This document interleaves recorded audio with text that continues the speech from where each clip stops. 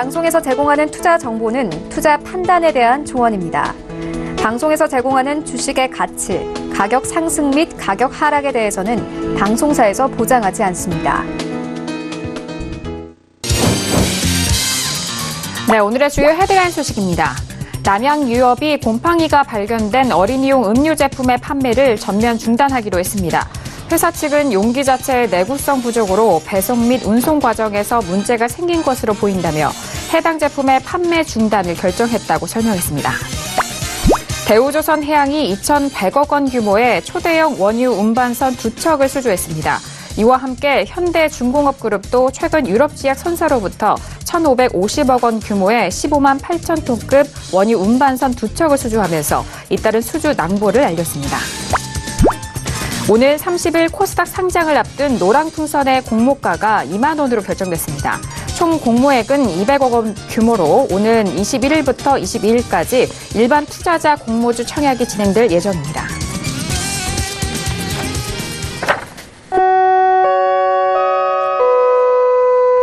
네, 안녕하세요. 평택전호 정석투자 김은혜입니다. 자, 오늘은 금요일장이었습니다. 미국 문우신 재무장관이 중국과의 무역 협상 기간 동안에 중국에게 관세에 대한 부분을 좀 완화적으로 적용하겠다라는 발언을 내놓은 상황입니다. 자, 이 때문에 미중 무역 협상 완화 기대감을 불러일으킨 상황인데요. 때문에 상해 종합지수도 오늘장 1% 넘는 상승으로 마감이 된 상황입니다. 자, 우리 시장도 이런 분위기 속에서 양시장 모두 상승으로 마감이 됐습니다. 최근은 꾸준하게 외국인의 수급이 들어오는 상황 속에서 오늘은 기관까지 좀 힘을 보탠 상황인데요.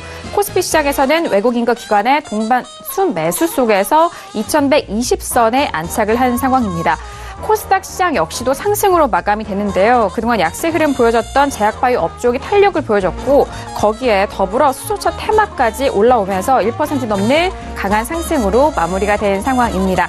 자, 이렇게 한 주간의 시장이 모두 마무리가 된 상황입니다. 오늘도 정석투자와 함께 하시면서 오늘 시장에 대한 정리와 그리고 다음 주 우리 시장에 대한 대응 전략까지도 꼼꼼하게 확인해 보시길 바라겠습니다. 그럼 오늘 시장 흐름 다시 한번 정리합니다. 시세 보시죠. 네, 오늘 코스피 지수는 전일 대비 0.82% 상승한 2124.28에 장을 마칩니다. 수급 상황 확인합니다. 오늘은 기관과 외국인의 동반 순매수, 반면 개인 홀로 순매도 이어갑니다. 코스피 시가총액 상위 종목 확인합니다. 연일 삼성전자가 상승세를 이어갑니다. 오늘은 강보합권 마감으로 42,300원에 하지만 SK하이닉스는 연일 상승세를 이어가지 못하는데요. 0.46% 빠진 64,600원에 오늘장 마무리가 됐습니다. 계속해서 시가총액 상위 종목 확인하시죠. LG화학 연일 상승세 보여주면서 2.36% 상승한 36만 8,500원에 장을 마칩니다. 오늘은 셀트리온까지 올라왔는데요. 3% 가까운 상승으로 20만 1,000원에 오늘장 마무리가 됐습니다. 코스닥 지수는 전일 대비 1.46% 상승한 696.34에 장을 마칩니다. 수급 상황 확인하시죠. 외국인 홀로 순매수, 반면 개인과 기관은 동반 순매도 이어갑니다. 코스닥 시가총액 상위 종목 확인합니다. 셀트리온 헬스케어를 비롯한 신라젠, 바이오로메드까지 모두 상승으로 마감이 됩니다. 셀트리온 헬스케어는 4% 넘는 상승으로 66,500원에, 신라젠도 역시나 3% 넘는 상승으로 69,500원에 오늘장 마무리가 됐습니다. 계속해서 시가총액 상위 종목 확인하시죠. 메디톡스 역시나 강보합권 마감이 되면서 59만 4,400원에, 스튜디오 드래곤은 1% 넘는 하락으로 89,300원에 오늘장 마무리가 됐습니다. 네, 본격적으로 정석투자 시작해 보도록 하겠습니다. 금요일장은요, 두 분과 스튜디오에서 함께 하도록 하겠습니다. 학과장 정홍희 대표님과 그리고 봉주 선생님 나오셨습니다. 두 분 안녕하세요. 네, 안녕하세요. 네, 반갑습니다. 네. 자, 오늘도 두 분과 금요일장 함께 이어갈 텐데요. 먼저 학과장님, 이번 한 주도 좀 이렇게 마무리가 됐습니다. 오늘 시청자분들에게 하고 싶은 말씀 있으실까요? 네, 시장이 상승이 좋은 상태예요. 물론 이제 반등이라고 보고 있는데, 문제는 저는 아무리 생각해도 이건 비정상이라고 보고 있습니다. 그래서 오늘 방송 시간에서는 제가 왜 그런지 좀 설명을 해드리겠고, 현재 저의 생각이 어느 정도까지인지 밝혀드리겠습니다. 네, 알겠습니다. 자, 오늘도 상승 흐름 이어가고 있는 상황 속에서 뭐 다양한 시황 안에서의 우리 시장 많이들 좀 궁금해 하실 텐데 학 과장님이 또 분석 도와주신다고 하니까요. 끝까지 함께 해주시길 바라겠고요. 자, 이어서 어제장도 함께 해주셨던 봉조 선생님과도 함께 하도록 하겠습니다. 인사 말씀 들어볼까요? 네, 최근에 시장의 흐름이 굉장히 좀 좋죠. 그래서 강하게 흐름이 나오면서 투자자분들이 아마 기분이 그나마 좀 개선되지 않았을까 그렇게 생각을 합니다. 시장이 좋을 때는요, 적당히 매매를 하시고요. 그리고 시장이 좋지 않을 때는 또 관리하는 게 필요하다고 생각합니다. 시장에 대한 예측은 반드시 필요하고 또 그 흐름에 따라서 적절히 대응하는 것도 필요하다는 그런 생각입니다. 그래서 지금은 일단 뭐 추세적인 부분에 대한 예측은 필요한 그런 부분이 아닌가 생각을 하고요. 이렇게 시장의 흐름이 좋을 때는 적당히 매매를 하시고 또 시장의 흐름이 좋지 않았을 때 잘 관리할 수 있는 마음가짐도 필요하다. 이 정도로 말씀을 드리겠습니다. 네, 알겠습니다. 정석투자와 함께 하신다면은 전반적인 시황 그리고 시장에 대해서 좀 분석과 함께 그리고 종목과 이렇게 또 마인드 컨트롤할 수 있는 이런 부분까지도 가져가실 수가 있으니까요. 오늘도 함께 해보시길 바라겠습니다. 자, 두 분과 함께 인사 나눠봤고요. 본격적으로 들어가 보도록 하겠습니다. 1교시는요. 오늘은 거시적 경제 시간 기다리고 있습니다. 이번 한 주의 전반적인 시장도 분석을 해드리고요. 그 안에 시황에 대해서도 짚어드리고 있습니다. 그리고 주요로 나왔었던 이슈에 대해서도 점검을 해드리는 시간인데요. 먼저 이번 한 주와 그리고 오늘장에 대해서 시장을 먼저 점검해 보도록 하겠습니다. 자, 학 과장님 오늘 시장과 함께 금주의 시황 분석 도와주실까요?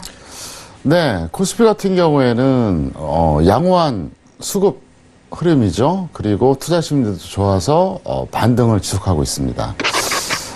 코스닥 같은 경우에는 61선 돌파 후에 뭐 코스피보다는 좀 비탄력적인 반등을 이어가고 있다. 뭐 이렇게 정의를 내려드릴 수 있습니다. 왜 그러냐면 지금 일주일치를 얘기하는 거기 때문에 이제 이렇게 정리를 해드리는 거고요. 근데 제가 이제 서두에도 말씀을 드렸다시피 좀 저는 상당히 비정상적으로 보고 있습니다. 그래서 왜 그렇게 보는지 간단하게 설명드리겠고요. 제가 이제 주식 전공을 오래 했잖아요. 올해 21년째예요. 그러니까 이제 경험이 많잖아요. 많은데 저는 이게 상승하든 하락하든 항상 그걸 판단합니다. 이게 좀 정상적으로 상승하냐 하락하냐 아니면 비정상적으로 상승하냐 하락하냐 이렇게 보고 있는데 아무리 생각해도 비정상이에요. 제가 그거를 이제 이유가 뭐 한 7, 8가지 되는데 다 얘기하기는 너무 시간이 제한적이니까 몇 가지만 좀 잠깐 말씀을 드리겠습니다. 바로 차트로 설명드리겠습니다. 차트 보시면 현재 코스피 같은 경우에는 상당히 좋죠. 지난번에 2000선을 한번 연초에 이탈했다가 그러니까 10월 말에 이탈했고 1월 초에 이탈했고 그러고 나서 잘 올라가고 있어요. 그리고 현재 이 파란색이 61선인데 61선이 이제 이 정도 높이인데 어때요? 훨씬 더 높이 올라가 있죠? 이번에 코스닥 보겠습니다. 코스닥은 정반대예요. 코스닥은 참 묘하게도 10월 말 저점을 깨진 않았어요. 그러니까 코스피보다 하방 경성은 훨씬 더 높은 거죠. 왜냐하면 1월 초에 코스피가 2000 다시 이탈했을 때 코스닥은 이 위치였으니까.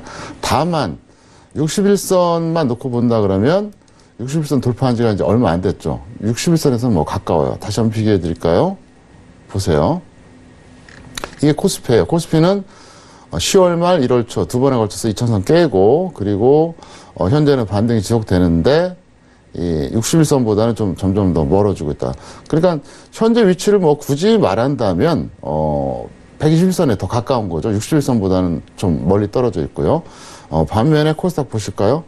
코스닥은 어때요? 61선을 돌파한 건 똑같아요. 똑같지만 이 빨간색 121선은 어땠습니까? 좀 약간 멀어져 있죠. 그래서 양시장에 약간의 좀 괴리감은 있다 이렇게 설명을 드리겠습니다. 그래서 이제 이걸 얘기한 거고요. 제가 왜 이거를 좀 비정상으로 보냐면 일단 차트 보시겠습니다. 보시면 제가 이제 지난주에도 말씀드린 게 있었습니다. 미국 차트 잠깐 보실까요? 네. 다우존스하고 나스닥을 보면은 다우존스가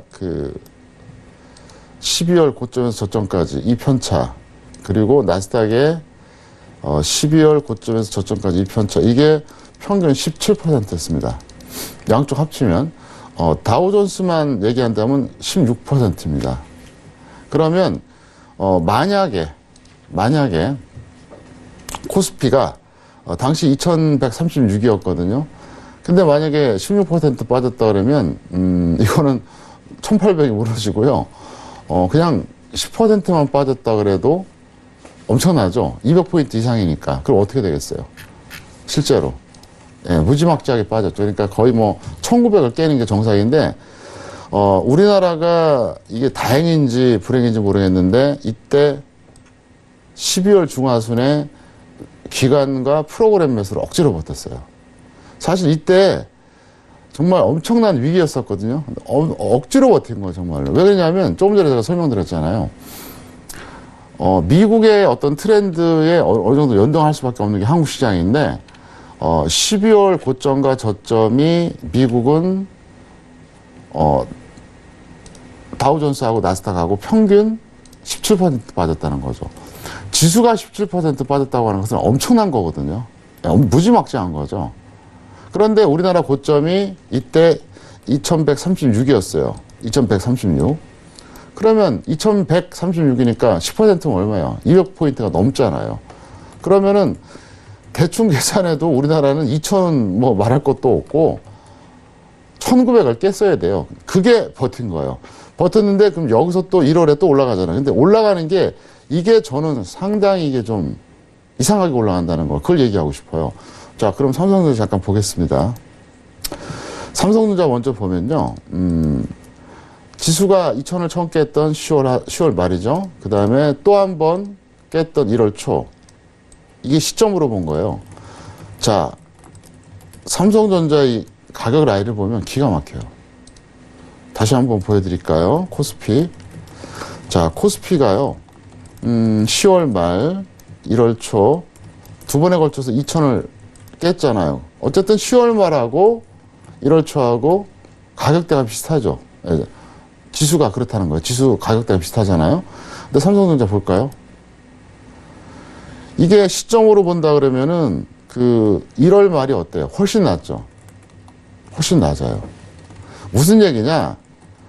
삼성전자는 시장 평균도 안 된다는 얘기예요. 삼성전자가 시가총액 1위 종목입니다. 전기전자 업종에서는 뭐 압도적입니다. 그러면 이 시가총액 1위 종목이 10월 말 1월 초에 코스피가 2000선 두 번 무너질 때 오히려 가격이 낮았다는 거예요.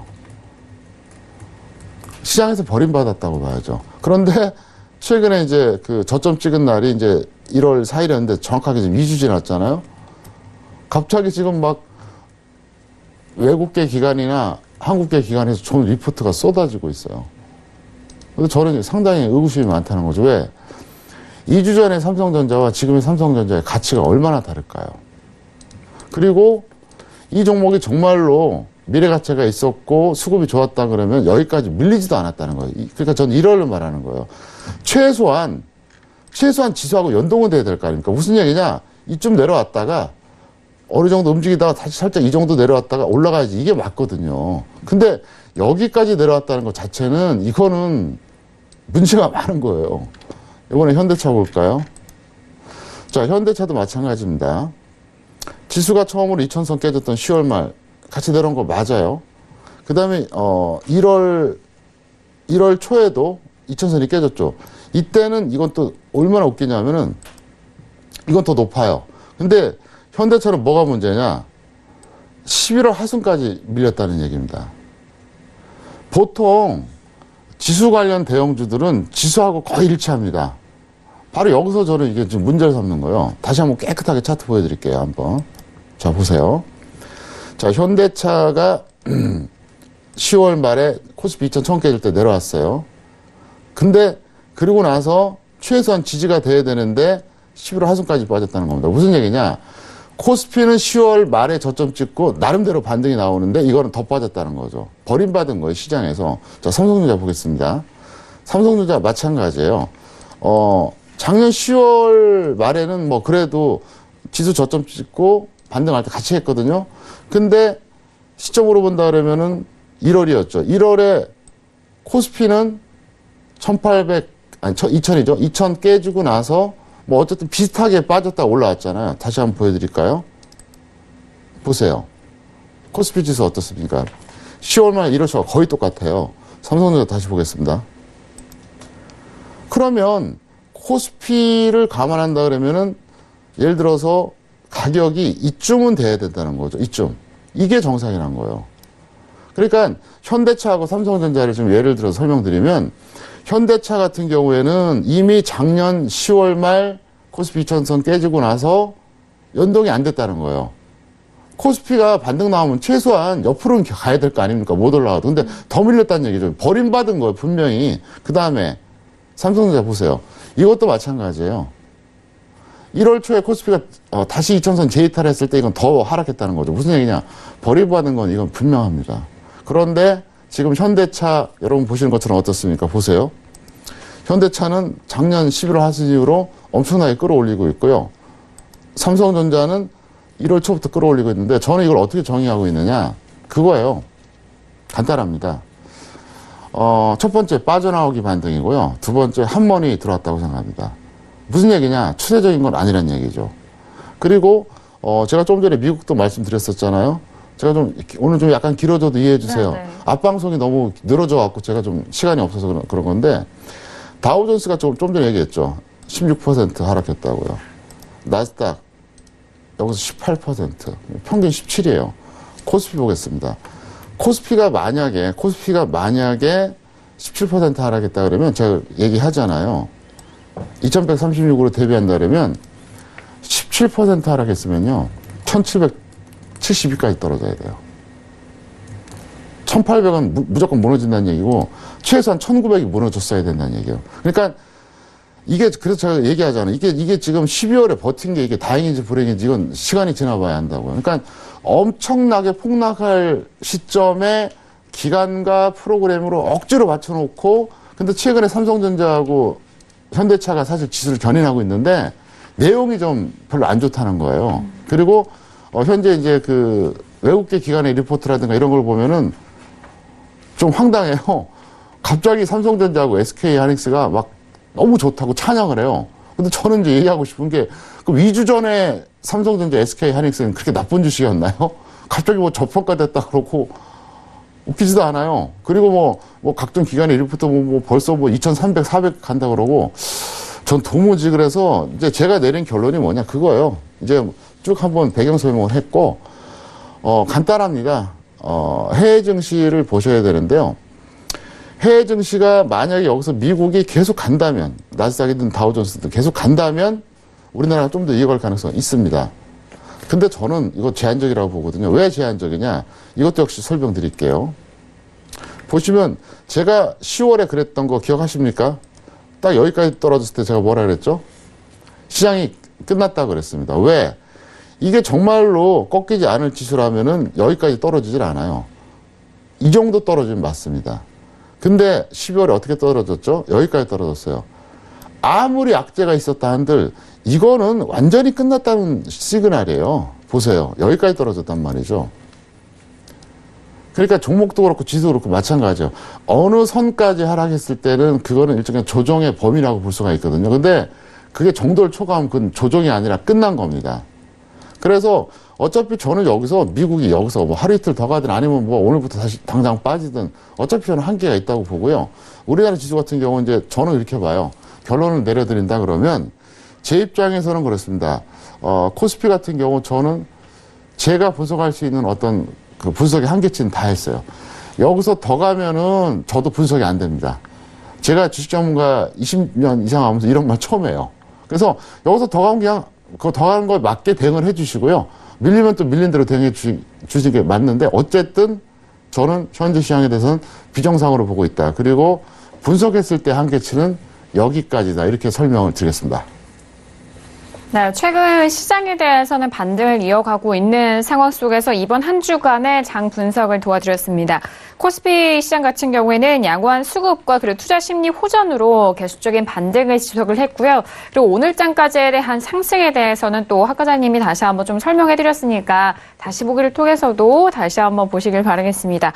그리고 코스닥 지수는요, 60일선 돌파 이후에 코스피보다는 좀 비탄력적으로 좀 상승하고 있는 흐름이지만 오늘장 주식시장 같은 경우에는 코스피 대비해서는 좀 1% 넘는 상승을 이어갔고요. 이 안에서에 대한 시장 분석도 다시 한번 좀 도와드렸으니까요. 참고해 보시길 바라겠습니다. 자, 이렇게 이번 한 주의 시장 분석과 그리고 오늘 시장에 대한 시황 정리까지 도와드렸습니다. 자, 이번 한 주는 내적인 그런 재료와 이슈도 많았지만 대외적으로 항상 또 많이 글로벌 이슈들이 많았었던 상황이기도 합니다. 그렇다면은 이번 한 주간의 이슈를 세 가지로 좀 정리를 해서 봉주 선생님과 함께 이어가 보도록 하겠습니다. 자, 봉주 선생님, 이번 금주 이슈도 참 많았습니다. 분석해 주실까요? 네, 굉장히 많았는데요. 사실은 뭐 브렉시트나 이렇게 관심이 많은 분야도 있었을 텐데 그런 부분들은 많이 들으셨을 거예요. 그래서 세 가지 정도 추려서 가지고 왔습니다. 일단 국민연금의 수익률 악화, 그리고 증권거래세 개편 논란, 세 번째는 중국의 경기부양책, 이렇게 세 가지입니다. 국민연금의 수익률 악화에 대해서 먼저 말씀을 드리겠습니다. 2018년이었었죠. 국민연금의 수익률이 마이너스를 기록했다는 소식입니다. 마이너스 1.5% 정도가 예상이 되는데요. 2008년 이후에 10년 만에 처음입니다. 그래서 그동안에 증시가 등락을 거듭하는 그런 상황도 있었죠. 그런데 뭐 국민연금의 어떤 투자 포트폴리오가 다양하기 때문에 그동안은 잘 버텼었는데 10년 만에 마이너스를 기록했다는 그런 소식입니다. 그래서 상당히 좋지 않은 그런 상황이 됐죠. 이런 부분이 나타난 건 역시 원인은 국내 주식 분야라고 볼 수가 있습니다. 국민연금의 총 투자 금액이 637조 정도 됩니다. 그런데 그 중에서 17.1%가 국내 주식 분야인데요. 2018년에 국내 주식 분야에서 마이너스 16% 정도 수익률이 악화되는 그런 흐름이 나왔습니다. 그래서 2017년 같은 경우에는 27% 정도 수익을 얻었었기 때문에 상당히 큰 편차가 있었죠. 결국은 시장이 크게 하락하면서 이런 흐름이 나왔었고요. 그리고 해외 증시의 흐름도 좋지 못했습니다. 미국 같은 경우에 굉장히 크게 다운됐죠. 그래서 북미 시장에 대한 그 투자가 54% 정도 됩니다. 그런 흐름이기 때문에 해외 주식에서 차지하는 비중이 굉장히 크죠. 그런 부분에서 수익성이 좋지 않을 가능성이 높습니다. 다우지수가 11월, 12월에 7% 정도 하락했지 않습니까? 그래서 그런 부분이 굉장히 좋지 않다, 그렇게 보고 있는데요. 사실 이렇게 결과가 나타난 건 국민연금의 어떤 그 투자처의 다변화나 뭐 이런 것들이 전혀 이루어지지 못했고 국민연금의 운영위원들의 전문성이 좀 떨어진다, 그렇게 보는 것 같습니다. 결과적으로는 여러 가지가 복합적으로 어우러져서 나왔는데요. 주식시장이 크게 다운된 원인이 가장 큽니다. 이렇게 흐름이 나오면서 기금 운용에 대한 불안감이 상당히 커지고 있죠. 국민연금은 그동안 기금 고갈에 대한 불안감이 있었지 않습니까? 그래서 현재 상태로 4.5% 정도의 수익이 꾸준히 났을 때 2057년에 기금이 고갈될 가능성이 높다, 그렇게 보고 있지 않습니까?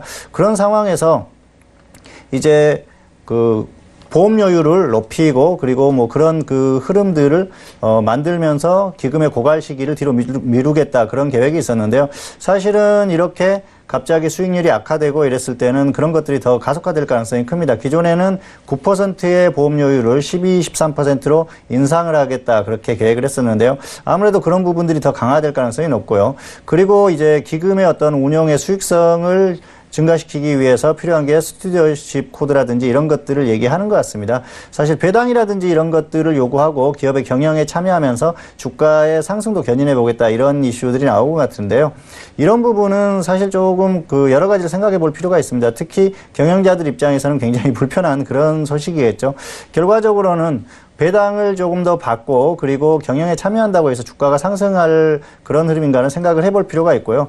사실 주식시장 같은 경우에는 시장의 흐름이 좋았을 때는 뭐 당연히 주가가 올라가겠죠. 그래서 수익성이 올라갈 수가 있는데 그런 부분으로 주식시장이 상승할지는 좀 더 두고 봐야 될 것 같습니다. 그리고 이번 2018년의 결과에서도 봤듯이 국민연금이 단순히 매수한다고 해서 주가가 상승한다고 그렇게 믿으면서 매매하는 건 조금 위험하다는 것이죠. 결국은 시장이 좋아야 주가가 올라가고요. 그리고 업종이나 이런 흐름들이 좋아야 상승하기 때문에 그런 부분들을 종합적으로 좀 생각하셨으면 하는 바람에서 이번 이슈를 가지고 와봤습니다.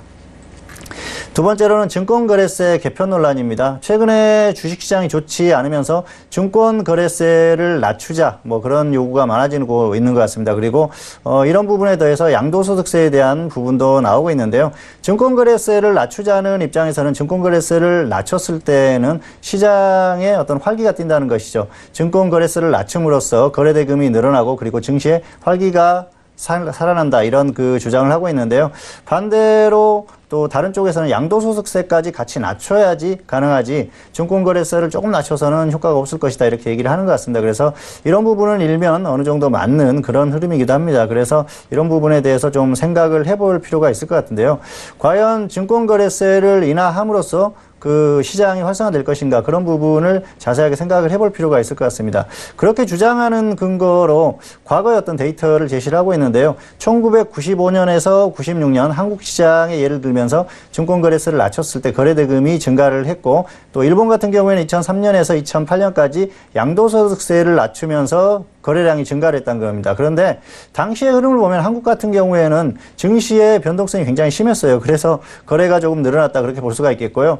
일본 같은 경우에는 2003년에서 2008년 같은 경우에는 글로벌 증시가 상승하던 시기 아니었습니까? 그래서 거래가 늘어났던 것이지 단순히 증권거래세를 낮추고 그리고 양도소득세를 낮춘다 해서 그렇게 거래가 늘어나거나 시장의 흐름이 좋다 그렇게 보기는 좀 어려운 부분이죠. 다만 이 증권거래세나 양도소득세에 대해서는 좀 생각을 해볼 필요가 있을 것 같습니다. 왜냐하면은 사실 그 한국 시장 같은 경우에는 개인 투자자들이 절대 약자 아닙니까? 그래서 대부분 이렇게 손실을 보고 그러는 경우가 많은데 양도소득세 같은 경우가 특히 그렇죠. 대주주의 자격 요건을 계속 낮추면서 결국은 어떤 그 손실을 계속 크게 볼 때는 거기에 대한 어떤 보상이 전혀 없다가 조금이라도 수익이 크게 났을 때는 거기에 대해서 양도소득세를 부과하겠다는 그런 부분이 있기 때문에 그런 부분까지 같이 논의가 됐으면은 하는 바람입니다. 일단은 뭐 그런 부분은 어떤 그 정부나 그 금융기관에서 논의를 해볼 그런 상황인데요. 사실 좀 전망이 밝지는 않습니다. 어쨌든 증권거래세를 단순히 낮춰서 증시가 활성화된다 그렇게 보기에는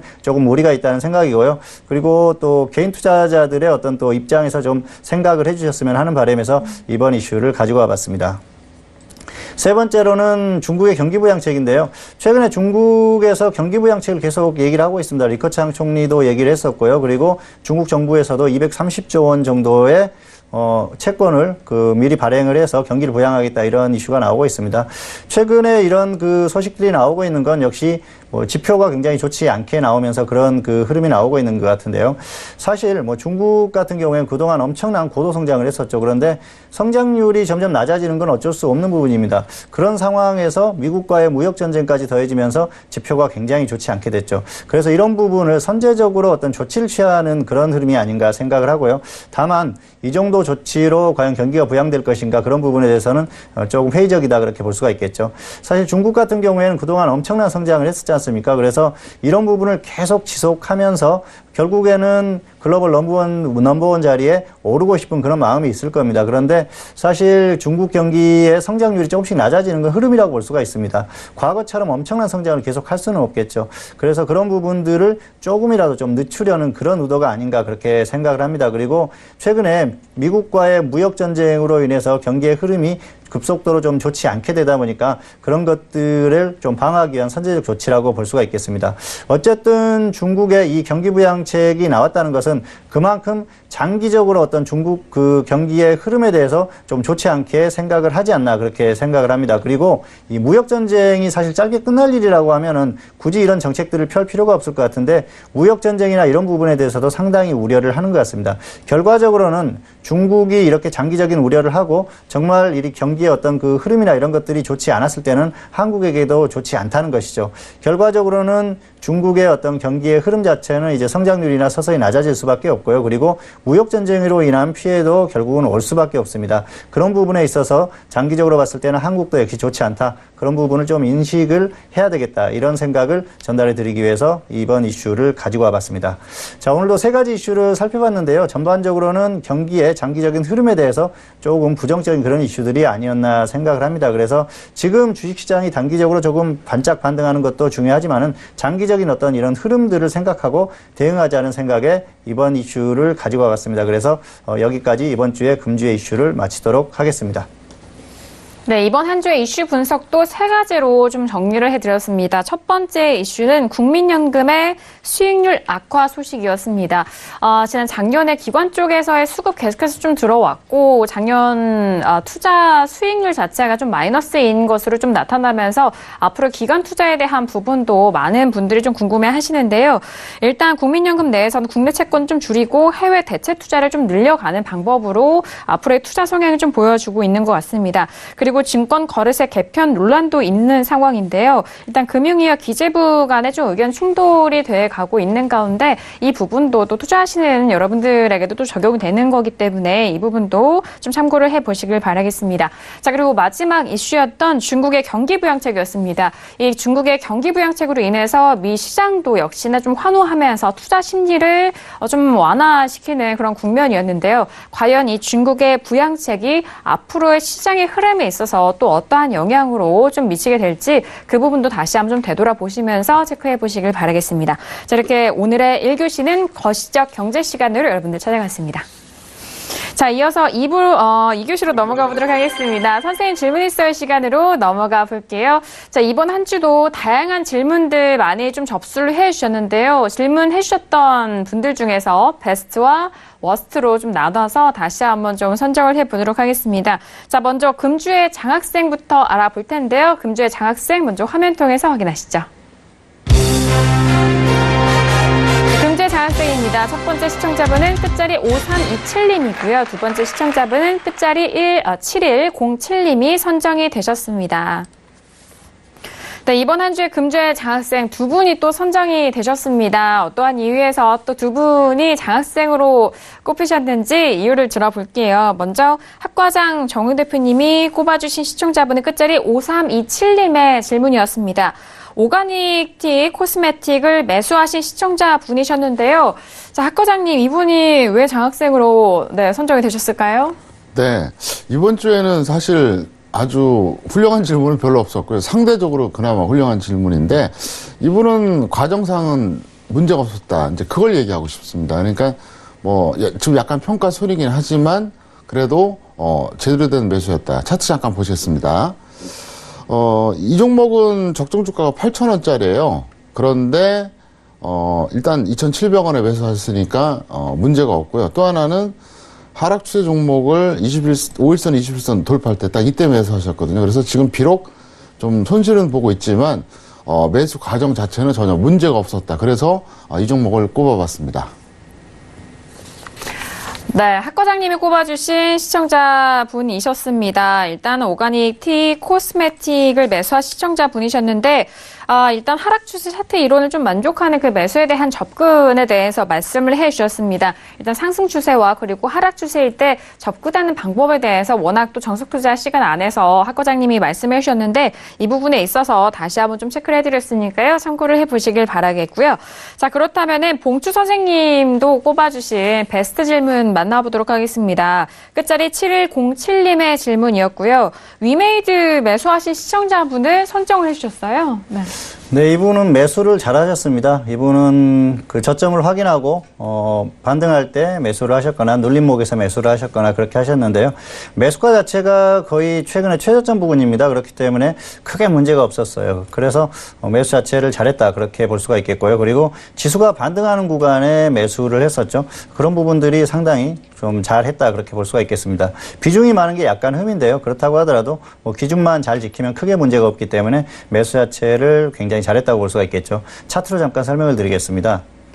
자, 22,000원에 매수를 하셨는데요. 여기에서 매수를 하신 겁니다. 그래서 지금 흐름을 보면은 자, 길게 한번 보실까요? 여기 고점 이후에 쭉 하락했죠. 그래서 저점 이후에 반등이 나왔고 그리고 눌림목에서 매수를 하셨거나 아니면은 다시 한번 저점을 확인하고 반등할 때 매수를 하신 거예요. 결과적으로는 매수가 자체가 거의 중기적으로 최저점에서 매수를 하셨죠. 그리고 결과도 좋습니다. 그리고 지수가 당시에 반등하는 흐름 아니었습니까? 11월에. 이런 부분들이 잘했다는 것이죠. 결국은 시장의 흐름과 그리고 종목의 어떤 기술적인 흐름 이런 것들을 잘 보고 판단하고 매수를 하셨기 때문에 이번 주 베스트로 꼽아봤습니다. 네, 봉주 선생님이 또 선정해주신 베스트 질문은 끝자리 7107님의 질문이었고요. 위메이드 매수하신 시청자분이셨습니다. 적절한 매수가와 비중에 대해서 말씀해 주셨고 저점 확인 이후에 매수 들어간 과정도 참 합리적이었다라는 분석이셨습니다. 자, 그리고 지수 반등 구간에 종목에 대해서 매수 들어갔기 때문에 이 타이밍 역시도 좀 적절했다라는 의견을 주셨으니까요. 또 지금 보시는 시청자분들도 일단 종목에 대해서 매수를 하셔야 될 때 이런 과정에 대해서 다시 또 말씀을 드리니까 참고를 해보시길 바라겠습니다. 자, 이렇게 두 분의 베스트 질문자를 좀 만나봤고요. 그렇다면 금주의 재수강생도 만나보도록 하겠습니다. 금주의 재수강생 화면 통해서 확인하시죠.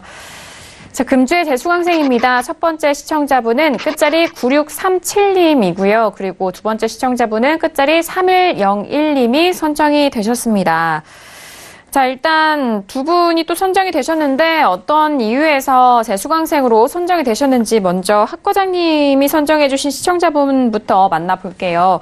끝자리 9637님의 질문인데요. 바이넥스를 매수하신 시청자분을 선정을 해 주셨습니다. 어떤 이유에서 재수강생으로 배정이 돼 있을까요? 네, 이분은 추격 매수가 너무 심했어요. 거의 뭐 엽기적 수준인데, 그리고 손절도 안 하고 그냥 무조건 홀딩하는 거예요. 그래서 어떻게 이렇게 매수했나 싶을 정도로 놀라운 수준의 어떤 추격 매수인데요. 항상 말씀드리지만 일단 현물은 최대한 저점 매수하고 그 다음에 손절을 지키는 게 이게 대원칙이거든요. 근데 쉽지는 않겠죠. 근데 일단 사람들이 손절은 잘 안 해요. 경력이 초보자든 신변되든 왜 안 하냐면 아까워서 안 하는 거거든요. 근데 이제 손해보고 파는 게 아까울 수도 있어요. 근데 저는 그 얘기를 하고 싶어요. 손절을 못할 것 같으면 아예 주식 투자를 하지 마세요. 왜 그러냐면 모든 투자가 그렇지만 특히 주식 투자는 항상 위험을 감수하고 하는 거거든요. 위험 없이 수익을 추가하겠다. 세상에 그런 투자는 없어요. 그리고 손절은 효율성 때문에 한다고 제가 말씀드렸었잖아요. 근데 이제 안 그래도 손절하기 싫어하는데 여기저기 상담해 보면 다들 그러죠. 본전할 때까지 홀딩하라고. 그 더 망가뜨리는 거예요, 사실은 이게. 그리고 이분은 너무 노력을 안 하신 거죠. 차트 잠깐 보시겠습니다. 여기서 매수하셨어요. 여기서. 물론 더 갈 수도 있겠죠. 근데 이거는 누가 보더라도 이건 말도 안 되는 가격이에요. 그래서 그동안 이 방송을 제대로 들으셨다 그러면 여기서 매수할 수가 없죠. 왜 그러냐? 이 종목의 추세가 그 당시에 뭐였었죠? 하락 추세였었잖아요. 늘 말씀드리지만 61선이 빨간색 120선 이탈했을 때 하락 추세. 그러면 이때는 제가 얘기했잖아요. 5일선, 21선 탈 때 들어가라고요. 이게 정석이라고요. 나중에 손절할 때는 하더라도. 어쨌든 결과가 나쁘다고 그런 게 아니라 이런 식으로 하시면 안 되고요. 어쨌든 그래서 이분을 제가 워스트 질문으로 선정했습니다. 네, 재수강생으로 선정되신 첫 번째 시청자분은 끝자리 9637님의 바이넥스 질문이었습니다. 일단 추격 매수에 대해서 좀 아쉬웠었던 상황이고 기준이 없는 상황에서 손절을 비실행하신 이런 문제점이 보인 상황인데요. 앞으로 매매하시는 데 있어서 좀 정확한 기준으로 손절에 대해서도 실행을 하시고 그리고 추격 매수에 대해서는 항상 좀 지양하셔라라는 의견에서 선정해드렸으니까 참고해 보시길 바라겠습니다. 자, 이어서 봉주 선생님께서도 또 선정해주신 시청자분을 만나볼 텐데요. 끝자리 3101님의 질문이고요. 명문제약 매수하신 시청자분 선정하셨네요. 네, 일단 매수가가 좋지 않습니다. 이분도 역시 추격 매수거나 아니면 가격 메리트가 없는 그런 구간에서 매수를 하셨죠. 좀 서둘렀다는 것이죠. 결국은 매수를 잘하지 못하면은 현물은 성공하기가 힘듭니다. 결과적으로는 결과도 좋지 않죠. 그리고 비중을 40% 들어갔는데요. 이 종목이 테마주지 않습니까? 치매 테마주입니다. 그리고 바이오가 최근에 그렇게 흐름이 좋지 않았었는데 그냥 대충 매수를 하신 것 같아요. 그리고 기준이 없죠. 마이너스 34%까지 그냥 홀딩하셨습니다. 그래서 계속해서 하락해도 홀딩을 계속 하실 것 같아요. 기준 없이 대응하시면은 아무리 좋은 종목, 아무리 강한 종목, 흐름이 좋은 종목도 한번 꺾이기 시작하면은 방법이 없습니다. 그래서 기준을 항상 가지고 매매를 하시라 말씀을 드리겠습니다. 비중이 약간 많을 수는 있습니다. 그런데 기준 없이 대응하다 보면은 한 번에 크게 손실을 볼 수 있으니까 반드시 좀 명심하시고 대응을 하셨으면 합니다. 차트로 잠깐 설명을 드리겠습니다. 7,000원에 매수를 하셨는데요. 여기에서 매수를 하신 겁니다. 그래서 지금 하락하다가 저점 기록 후에 반등하니까 위에서 따라잡은 거거나 아니면은 고점에서 조정을 별로 받지 않았는데 다시 갈 것 같으니까 그냥 대충 따라잡은 것 같아요. 매수 자체가 좋지 않다는 것이죠. 사실 뭐 좀 기다렸다가 가격 메리트 있을 때 이 정도에서 매수를 하셨다고 그러면은 손실이 났거나 결과에 상관없이 좀 괜찮은 매수가 될 수 있었는데 좀 아쉽고요. 어쨌든 그 흐름이나 그런 것들 전혀 상관하지 않고 매수를 하셨습니다. 그리고 그리고 테마주기 때문에 이게 중기 하락 추세라고 하더라도 계속 갈 수 있다고 생각을 하셨을 것 같은데요. 흐름을 보면은 중기적으로 하락하는 추세죠. 이랬을 때는 반등이 나왔을 때는 단기 반등에 그칠 가능성이 상당히 높습니다. 그런 부분들이 좀 아쉽고요. 마이너스 34%까지 그냥 홀딩하셨어요. 결과적으로 이런 것들이 다 잘못돼서 굉장히 좋지 않다 생각을 하고요. 향후에는 반드시 좀 기준을 가지고 대응을 하셨으면 하는 바람에서 이번 주 워스트로 꼽아봤습니다. 네, 명문제약을 매수하신 시청자분이 재수강생으로 좀 발표가 됐습니다. 일단 좀 좋지 않은 매수가가 아쉬웠었던 상황이고요. 역시나 좀 비중도 많이 실으셨어요. 거기에 좀 기준 없는 대응으로 좀 손실을 보고 계신 상황이 좀 아쉽다라는 그런 평가를 내려주셨고요. 앞으로 또 이렇게 언급해드렸던 부분들을 잘 또 개선하셔서 다음 매매에 있어서는 또 현명하게 이어가 보시길 바라겠습니다. 자, 오늘도 이렇게 두 분, 워스트 질문과 그리고 베스트 질문 이렇게 네 분의 시청자분을 선정을 했습니다. 저희가 이번 주부터는 이제 상품이 좀 통일이 됐습니다. 평택촌농 정우 대표님의 서적을 저희가 선물로 드리니까요. 다음 주에도 많은 분들 고민 있으신 질문들 많이 접수해 주셔서 또 서적까지 받아갈 수 있는 기회 꼭 잡으시길 바라겠습니다. 자, 이렇게 오늘도 다양한 소식들 여러분들과 함께 하고 있습니다. 저희가 말씀드린 내용에 대해서는요, 투자 판단에 대한 조언이고요. 해당 상품의 가치와 수익률을 보장하지 않는다는 점 다시 한번 유의해 주시길 바라겠습니다.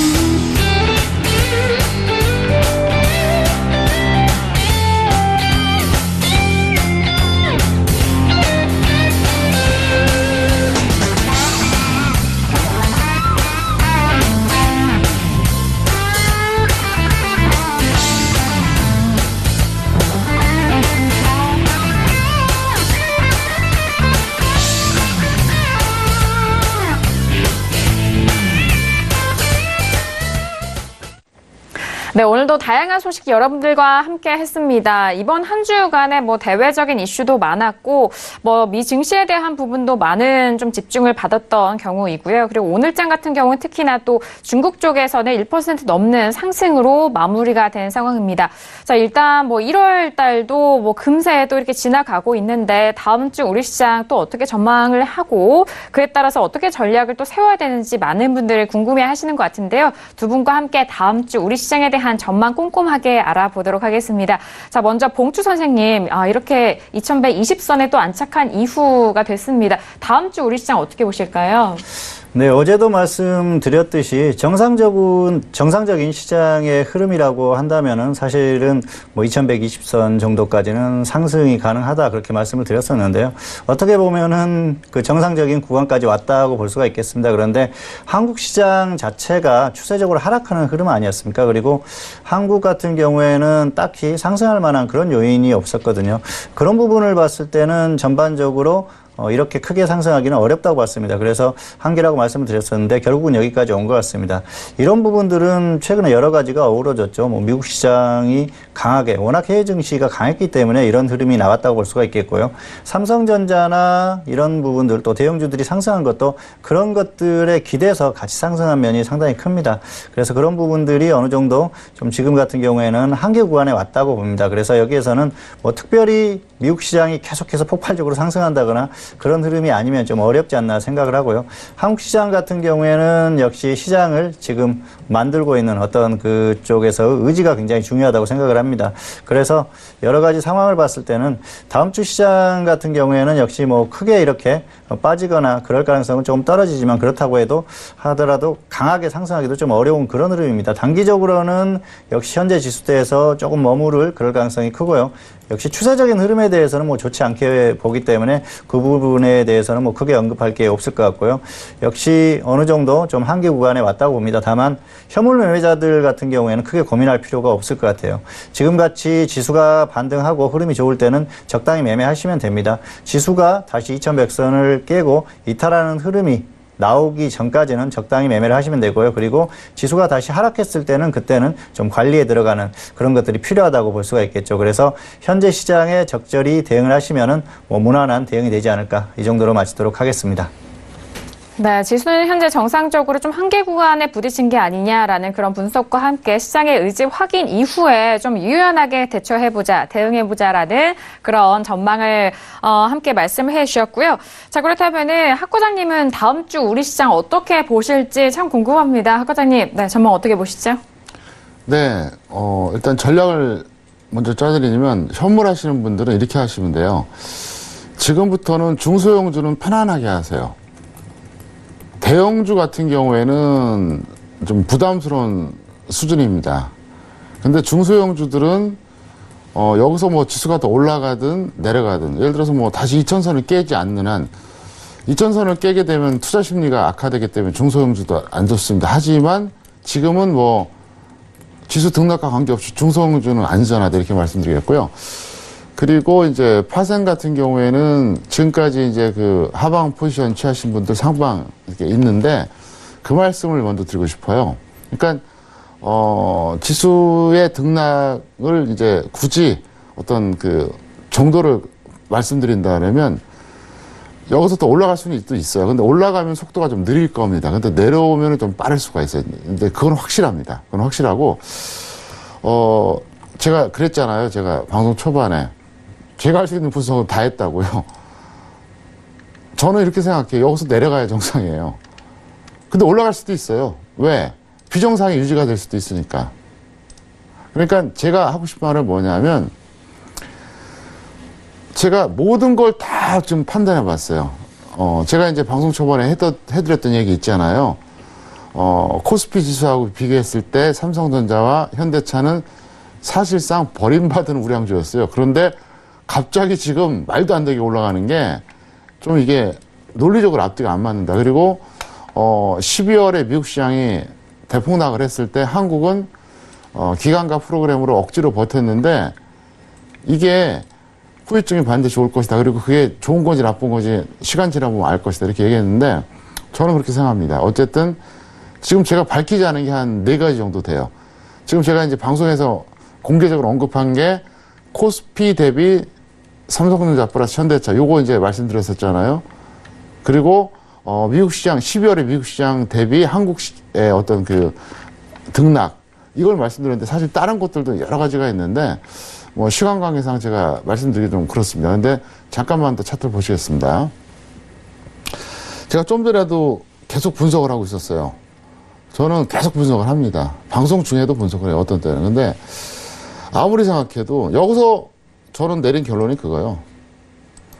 어쨌든 내려가는 게 정상이고요. 올라가는 게 비정상입니다.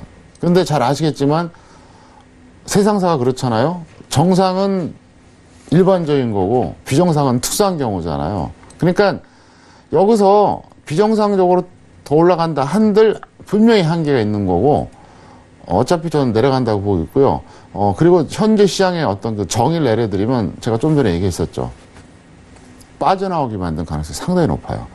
그러니까 우리나라 기관이나 외국계 기관이나 그 물렸던 우량주들 빠져나오게 만든 게 첫 번째 목적이고요. 그러면서 이제 나름대로 뭐 ELS라든가 이런 것도 좀 노리겠죠. 두 번째가 뭐냐? 현재 들어온 외국인이 진짜라고 하더라도 저는 한머리 가능성이 상당히 높다고 보고 있습니다. 그걸 다 근거를 제시하려면 너무 시간이 많이 걸리니까 이 정도만 얘기하겠는데요. 어차피 뭐 제가 드린 말씀이지만 중장기 대세하락은 변함이 없어요. 여기서 단기 시황이 문제일 뿐이고 좀 더 쉽게 얘기할까요? 돈 많으신 분들은 별로 걱정할 거 없어요. 계속 깔아놓으시면 돈 법니다. 다만 이제 그게 안 되는 분들이 문제고요. 어쨌든 저는 굳이 전망을 한다 그러면 느린 상승 또는 빠른 하락 둘 중에 하나가 나올 것이다. 그리고 제가 분석할 수 있는 범위 내에서는 다 했어요. 여기서 가면 저도 분석이 안 돼요. 분석 불가능이란 거죠. 제가 이제 노골적으로 이렇게 얘기한 적이 별로 없잖아요. 근데 제 입장에서 현재 그 말밖에 드릴 말씀이 없습니다. 그리고 제가 지난 12월 초에도 그렇게 얘기했었잖아요. 잠깐 보실까요? 이때도 여러분들 아마 다 기억하실 겁니다. 12월 3일 이 방송 VOD 보면 다 나와요. 제가 그렇게 얘기했었잖아요. 비정상을 감안해도 임계점에 도달했다. 그리고 나서 어떻게 됐죠? 예, 거짓말처럼 쏟아졌습니다. 근데 이번에는 또 그럴지 저도 이건 장담하기가 어려워요. 그때는 사실 제가 좀 확신했거든요. 이건 정말 쏟아질 거라고 확신했는데 지금은 반반밖에 안 돼요. 왜? 지금 시장이 너무 비정상이니까. 예, 비정상이 지금 한두 가지가 아니에요. 그래서 지금 이게 어쨌든 내려가긴 내려갑니다. 근데 시간이 걸릴지 말지 그건 저도 모르겠고, 다음 주에는 이게 현명합니다. 그냥 대응하세요. 여기서 하방 포지션 취한 사람들은 뭐 단계별로 뭐 한 2, 3포인트 더 높으면 분할 손절을 하던가 아니면 홀딩 하던가 그냥 그렇게 해주는 게 좋겠고요. 만약에 지금 난 아직까지도 하방이 전혀 없었다. 오히려 상방이었다. 그러면 지금 바로 이 순간 야간 선물 매도하시면 좋을 것 같습니다. 네, 일단 다음 주 우리 시장은 국내는 삼성전자의 흐름 그리고 국외는 미국과 중국 지수를 좀 참고를 하시면서 대응을 하셔라라는 말씀이고요. 야간 선물하시는 분들은 현재 275.85 부근인데 현재 부근에서 매도적인 부분도 살짝 팁도 얹어주셨습니다. 그 부분 함께 참고를 해보시길 바라겠습니다. 자, 오늘 두 분과 함께 1시간 동안 이어갔는데요. 함께 해주신 두 분과는 여기서 인사 나누도록 하겠습니다. 두 분 오늘 말씀 감사합니다. 네, 오늘도 정석투자를 통해서 다양한 투자 전략 내용 함께 도와드렸습니다. 말씀드린 내용에 대해서는요, 투자 판단에 대한 조언이고요. 해당 상품의 가치와 수익률을 보장하지 않는다는 점 다시 한번 유의해 주시길 바라겠습니다. 오늘 저희가 준비한 소식과 내용은 여기까지고요. 저희는 다음 주 월요일 저녁 10시에 학과장 정은 대표님과 함께 돌아오도록 하겠습니다. 감사합니다.